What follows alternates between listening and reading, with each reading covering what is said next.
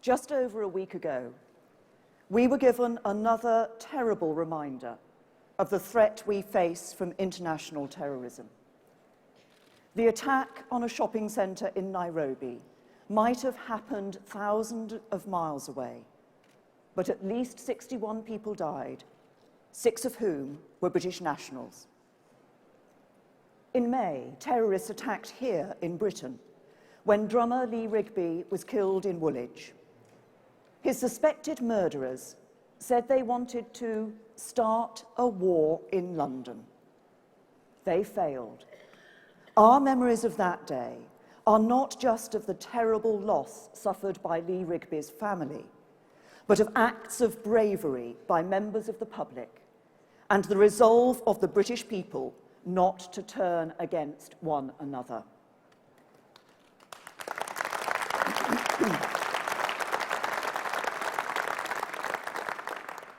The same motive, to provoke violence and conflict across Britain, appears to have been behind a series of terrorist attacks in the West Midlands earlier this year. In April, Mohammed Salim, an elderly British Muslim from Birmingham, was stabbed to death on his way home from prayers. His death was followed by bomb plots against mosques in Walsall, Wolverhampton, and Tipton.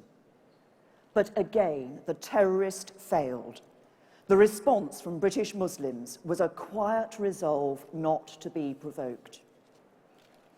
We must not for 1 second underestimate the threat we face from terrorism and the challenges we must meet in confronting extremism. But let the message go out from this hall today that whatever the race, religion, and beliefs of a terrorist, whatever the race, religion, and beliefs of their victims, this is Britain. We are all British. We stand united against terrorism, and we will never succumb to violence.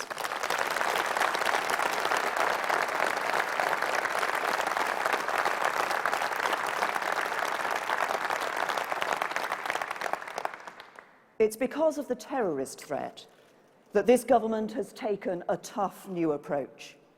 A new strategy to confront all forms of extremism, not just violent extremism. More foreign hate preachers excluded than ever before.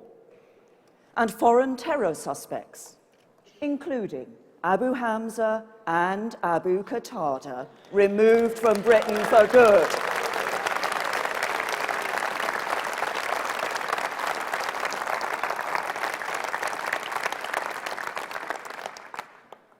I was told a story by one of our immigration officials who was there when Qatada finally got on the plane. As the official signed off the last of the paperwork, Qatada looked at him and asked, "Is Crazy May flying with me?" I admit I was crazy. Crazy with the European Court of Human Rights. And I know I wasn't the only one.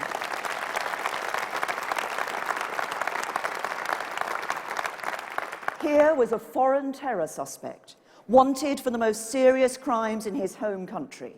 And we were told time and time again, thanks to human rights law, we couldn't deport him. Despite the seriousness of the case against him, despite assurances from Jordan, and despite our own court saying he should be deported, the European Court moved the goalposts and blocked his deportation on entirely unprecedented grounds. So we went back to the drawing board, and after months of negotiations, we agreed the treaty that finally secured Qatada's deportation. And I would like everyone here to show their appreciation to James Brokenshire, the Security Minister, for his role in getting that treaty.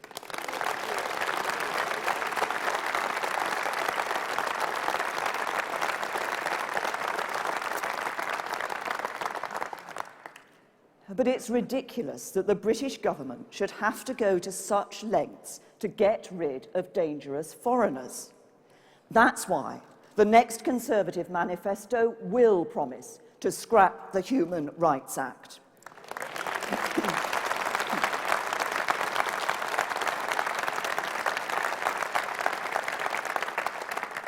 It's why Chris Grayling is leading a review of our relationship with the European Court. And it's why the Conservative position is clear. If leaving the European Convention is what it takes to fix our human rights laws, that is what we should do.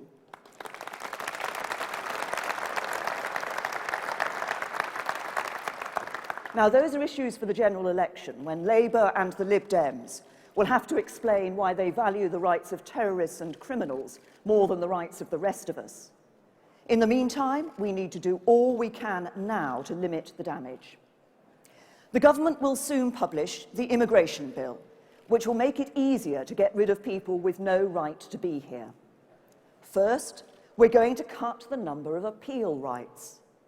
At the moment, the system is like a never-ending game of snakes and ladders, with almost 70,000 appeals heard every year. The winners, foreign criminals and immigration lawyers, while the losers are the victims of these crimes and the public. So we're going to cut the number of appeal rights from 17 to 4, and in doing so, cut the total number of appeals by more than half. Last year, human rights were cited in almost 10,000 immigration appeal cases. So the second thing we will do is extend the number of non-suspensive appeals. That means that where there is where there is no risk of serious and irreversible harm, we should deport foreign criminals first and hear their appeals later.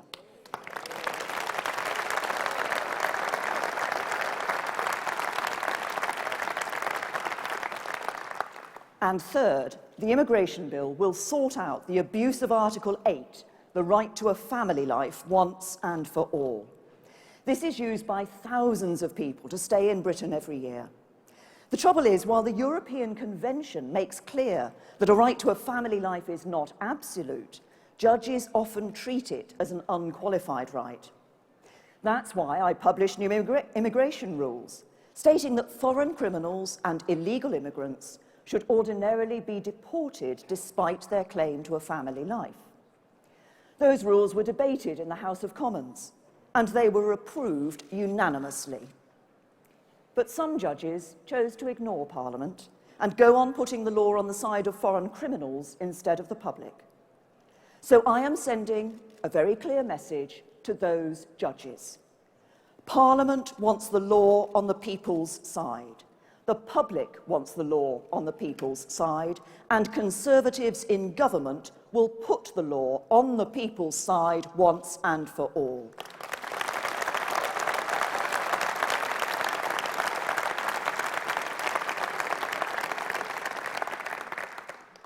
It is a simple question of fairness, because it's not the rich who lose out when immigration is out of control.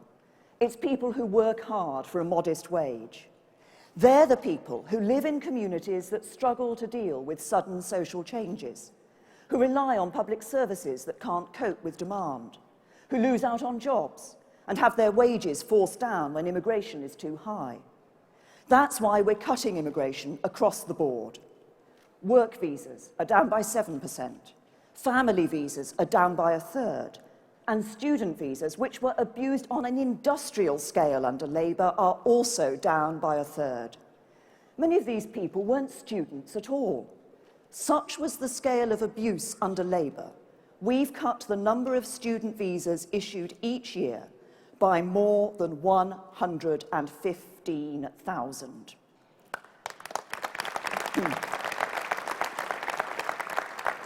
Immigration is down by almost a fifth since 2010, and net migration is down by a third.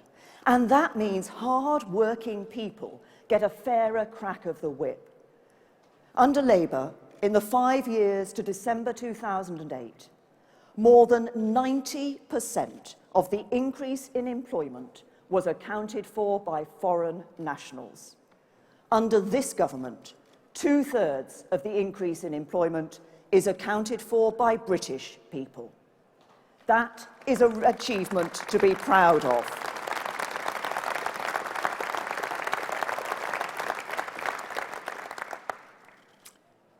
But I want to tell you about an even bigger achievement. Our drive to cut immigration has been so successful that even the Liberal Democrats are boasting about it in their campaign handbook. Now, I don't remember their enthusiasm for cutting immigration when we worked on the policies, so I'm going to take this with me next time they try to block our reforms.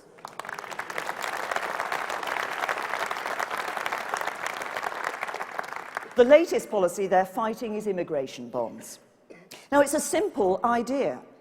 The government should be able to take a £3,000 deposit from temporary migrants and return it when they leave. If they overstay their visa, they lose their money. Bonds were in our manifesto at the last election. But the Lib Dems suddenly announced that it was their idea. Then they said they were against them. Then they said they were for them, but only to help more immigrants to come here. And now they say they're against them after all. So they were for them, then they were against them, then they were for them, and now they're against them. Confused? Well, they are Liberal Democrats.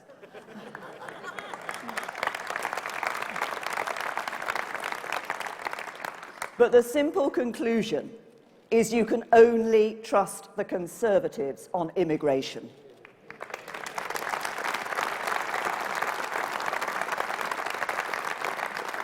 And let me be clear, if the price of Lib Dem support for bonds is more immigration, then I will scrap the scheme altogether. But let's not forget about Labour. In just 13 years, up to 4 million people settled in Britain. But they still won't admit they let immigration get out of control. And in fact, in June, Chukwuemeka let slip they're considering a target to increase immigration. I suppose at least this time they're being honest about it. But I've got news for you, Ed. The British people don't want it, they'll never vote for it, and that means they're never going to vote for you.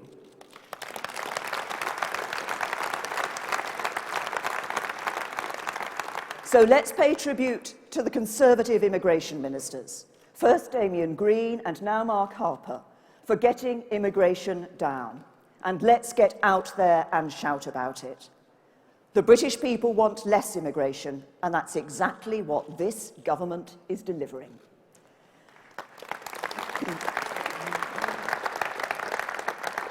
Now, the people want controlled immigration and a tough approach to law and order too. Most victims of crime don't live in the plush suburbs where you find advocates of liberal drug laws, touchy-feely policing and soft prison sentences. People who live in poorer communities are more likely to be the victims of crime, and they, like us, want the police to be no-nonsense crime fighters. That's why we've undertaken the most comprehensive police reforms in generations. There's another reason too. Because of Labour's deficit, we've had to cut police spending by 20% in 4 years. When we announced that decision, Labour were adamant crime would go up. But under this government, crime is down by more than 10%. And let's pay tribute to the Conservative policing ministers, first Nick Herbert and now Damien Green, for delivering those police reforms.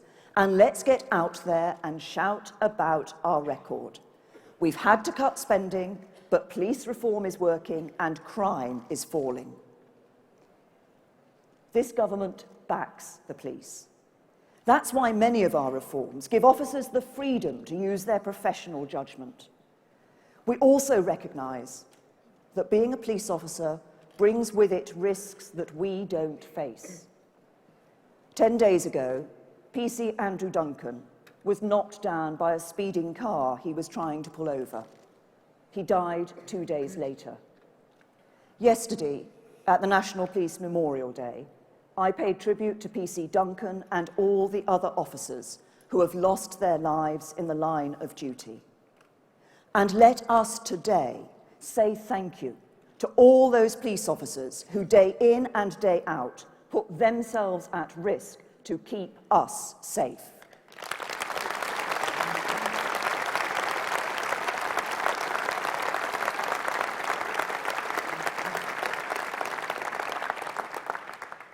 we ask the police to confront dangerous people on our behalf. We ask them to take risks with their safety so we don't have to. And sometimes police officers are targeted by criminals because they represent the rule of law.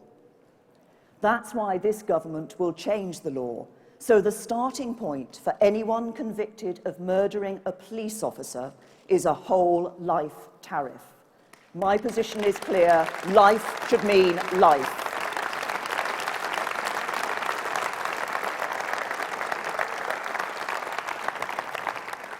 So we support our police, but that support must not be unconditional. Where officers abuse their power or break the law themselves, we must be ruthless in purging wrongdoing from the ranks. Recently, we've had allegations of misconduct by undercover officers, of attempts to infiltrate the family of Stephen Lawrence, of attempts by police officers to smear the victims of the Hillsborough disaster. The vast majority of police officers are driven by the best possible motives, and they do fantastic work. But I'm not prepared to allow a minority to erode public trust in the police. So we're creating a national register of officers who've been struck off. We're making sure officers can't avoid disciplinary hearings by retiring early. And we're beefing up the Complaints Commission so that for serious cases, the police will no longer investigate themselves.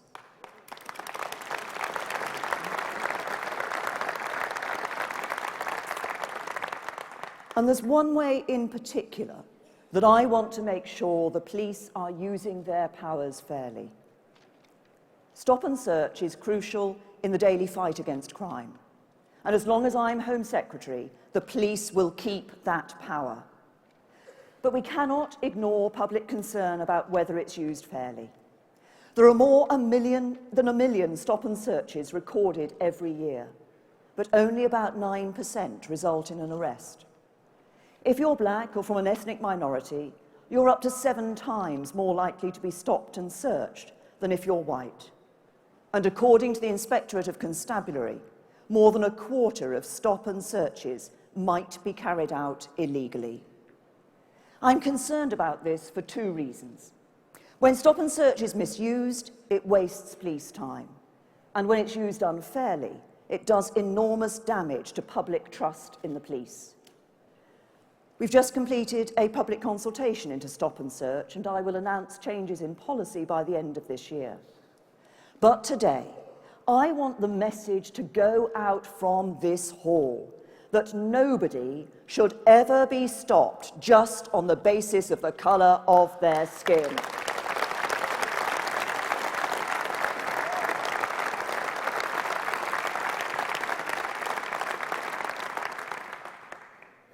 Fairness means we should be equal before the law and equal before the police. It also means, from minor offences to the most serious, that nobody should live in fear of crime. But too many people live in just that way. Too many people live on estates controlled not by the law-abiding majority or the police, but by the yobs responsible for persistent antisocial behaviour and crime. Labour talk as though ASBOs ended antisocial behaviour overnight. Well, they need to get out of Westminster and talk to the people who live on those estates dominated by gangs. They say that ASBOs were a depressing failure. The majority are breached. And surprise, surprise, when the perpetrator realises there's no consequence, they're breached again and again. So in legislation about to be taken on by the excellent Lord Taylor of Holbeach, we're scrapping CRASBOs, ASBOs, ASBIs, ISOs, DPPOs, DBOs, DCOs and the rest of Labour's gimmicks.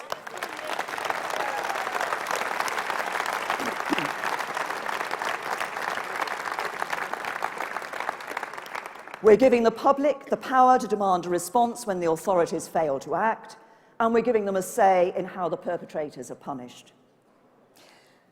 It's not just antisocial behaviour that causes decent people to live in fear. For too long, organised crime has been hidden in plain sight. It costs our economy more than £20 billion every year. And it's behind crimes taking place in towns and cities every day, like drug dealing, the supply of guns, and illegal immigration. Here in Manchester, a little more than a year ago, we saw the grim reality of organised crime when Dale Cregan murdered police constables Fiona Bone and Nicola Hughes in an unprovoked attack in broad daylight. Cregan killed those brave officers and 2 other people, but he didn't act alone. He was part of a criminal network linked to one of Manchester's most notorious families. Since those murders, Greater Manchester Police have done impressive work in dismantling elements of the city's organised criminal gangs, and they brought Cregan to justice. But organised crime doesn't respect local, regional, or national boundaries. And that's why from next month, the government is creating the National Crime Agency. For the first time, Britain will have a single national agency capable of compiling and harnessing intelligence, fighting crime with its own warranted officers and leading officers from other law enforcement agencies.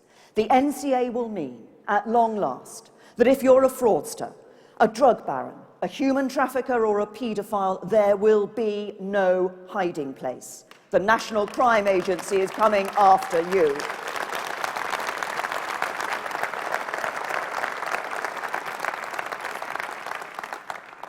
I want the NCA to take the fight to criminals of every sort. We'll be hearing soon from Nicola Blackwood about her campaign against the sexual exploitation of children, and from Damien Green, who's been leading the government's work in this area. But I want to talk now about the exploitation of men, women and children by organised criminal gangs. This appalling crime is known as human trafficking. But we should call it what it is: modern slavery.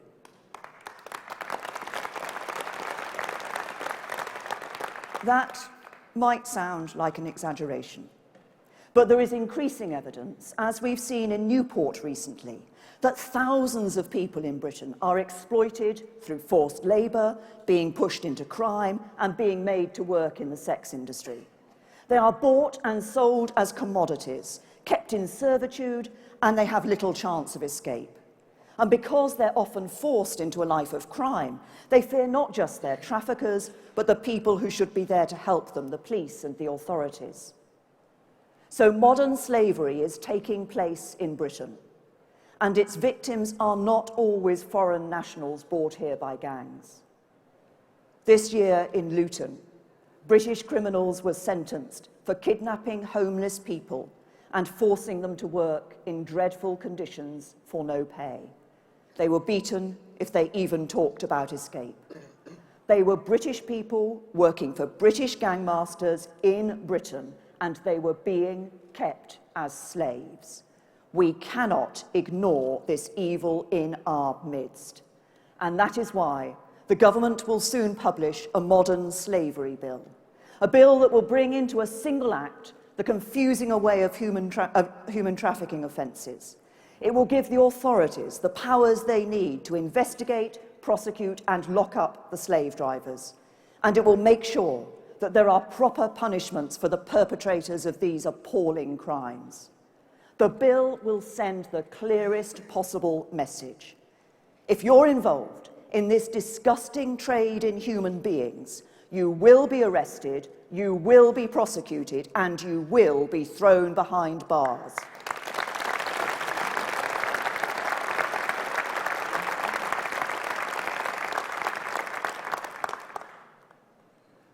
So under David Cameron, this government is doing serious work and achieving great things. In the Home Office, we're playing our part in dealing with the deficit by reducing spending. But we're proving through reform that it is possible to deliver more for less. Crime is down, immigration is down, Abu Qatada is gone, and we're changing the law to get rid of other foreign terrorists and criminals. We are proving that you can only trust the Conservatives to be fair for the hard-working, law-abiding majority. Labour failed to deport Abu Qatada. They deliberately let immigration get out of control. They passed the Human Rights Act and put the law on the side of criminals. They took black and ethnic minority voters for granted and did nothing about stop and search. They spent billions on policing, but failed to make sure we got value for money. They never got to grips with antisocial behaviour and turned a blind eye to organised crime. Only the Conservatives can be trusted to control immigration. Only the Conservatives can be trusted to get tough on crime. And only the Conservatives can be trusted to be fair for the hard-working, law-abiding majority. So let's be proud of our Prime Minister and our achievements in government. Let's keep striving to win that majority so we can carry on the job. Let's offer the country an optimistic vision for what we can achieve in the years ahead. Let's remember that we share the values of the British people, and let's show every hard-working person which party is on their side. Our party, the Conservative Party. Thank you.